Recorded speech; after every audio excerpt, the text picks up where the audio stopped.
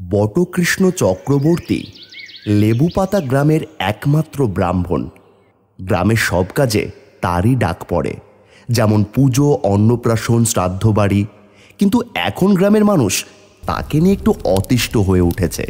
প্রথমত, সে প্রায়ই ভুল মন্ত্র পড়ে। দ্বিতীয়ত, তার অতিরিক্ত চাহিদা। এই দুই কারণে মানুষ তাকে নিয়ে অতিষ্ঠ। এখন তো তার চাহিদা আরও বেড়ে গেছে। সেদিন এক পুজো বাড়িতে পুজো করতে করতে তার দেরি হয়ে যায়। তাই তাড়াতাড়ি পুজো শেষ করে সে বাড়ির পথে বেরিয়ে পড়ে। বাড়ি যাবার পথে লেবু পাতার জঙ্গল পড়ে, যদিও সেখানে একটাও লেবু গাছ নেই। কেন যে নামটা লেবু পাতা হয়েছে তা কেউই ঠিক জানে না। সেই জঙ্গল নিয়ে বহু ভৌতিক গল্প প্রচলিত আছে। তাই বটকৃষ্ণ আরও জোরে পা চালায়।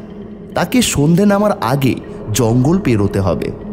কিন্তু জঙ্গল আস্তে আস্তেই সন্ধে নেমে যায়। কি আর করা, এখন থামলে চলবে না। বাধ্য হয়েই সে জঙ্গলে ঢুকে পড়ে। কিরে বট, কেমন আছিস? রাম রাম রাম রাম রাম রাম রাম রাম রাম রাম। কি রে বট, কেমন আছিস? রাম রাম রাম রাম রাম রাম রাম রাম। এ তো গেল সেদিনের কথা। আর একদিনও ঠিক সেইভাবেই তার কাজ বাড়ি থেকে ফেরার সময় দেরি হয়ে গেল। আবার তাকে জঙ্গলে ঢুকতে হলো। কিন্তু এবার একটু সাহস করে সে জঙ্গলে প্রবেশ করলো। কে যাই, বট নাকি রে? রাম রাম রাম রাম রাম রাম রাম রাম রাম। কি রে, উত্তর পেলাম না যে? হ্যাঁ হ্যাঁ, আমি বটকৃষ্ণ। ও বট, তা কোথা থেকে ফেরা হচ্ছে শুনি? আমি কাজ থেকে ফিরছি। তুই কে? আমি ক্যাবলা, চিনতে পারলি?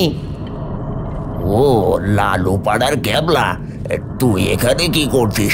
তোর তো পটল ডাঙার টিকিট আগেই কাটা হয়ে গেছে। বটকৃষ্ণ ভাবল, ব্যাটা ভুল মন্ত্রের জোরে এখানে এসে পড়েছে, মুক্তি হয় নাই। আর ক্যাবলা সত্যি ক্যাবলা ছিল। হ্যাঁ, সে কেটেছি বটে, কিন্তু কি কিন্তু? যা, এখন রাত হয়েছে, শুয়ে পড়। আমি এখন শুয়ে পড়বো, কিন্তু আমরা তো রাতে জাগি। আচ্ছা, যাচ্ছি। এই, শুয়ে পড়বি, আমি চললাম। এভাবেই দিন ভালোই কাটতে লাগলো তার। একদিন ঝড় বৃষ্টির দিনে শ্রাদ্ধের কাজ পড়ল।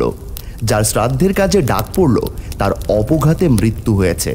তিনি আবার ছিলেন বড় কৃপণ মানুষ। সেদিন সব কাজ শেষ করে ফিরতে ফিরতে দেরি হয়ে গেল। এবার তার মনে আর কোনো ভয় ছিল না। আনন্দে সে জঙ্গল পার হতে লাগলো। হঠাৎ, এই কোথায় যাচ্ছিস লো বটো? কে রে? আমি পঞ্চারে। কে পঞ্চা?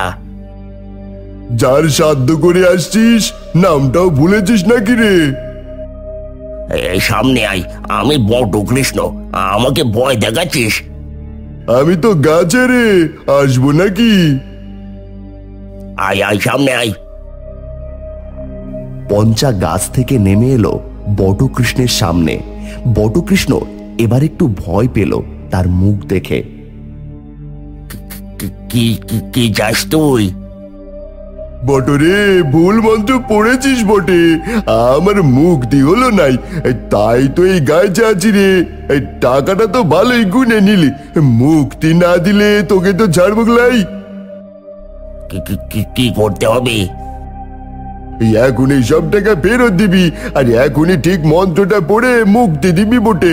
চালাকি হচ্ছে, টাকাও লিবি আর কাজটাও না করে পালাবি, সেইটি হচ্ছে নাই। হ্যাঁ হ্যাঁ, মুক্তি চাই, মুক্তি। মুক্তি চাই। বটকৃষ্ণ কাঁপতে কাঁপতে ওখানেই মাটিতে বসে পড়ল আর মন্ত্র পড়তে লাগলো। আস্তে আস্তে সব ভূত মিলিয়ে গেল। বটকৃষ্ণ মন্ত্র শেষ করে প্রাণপণে দৌড়তে লাগলো।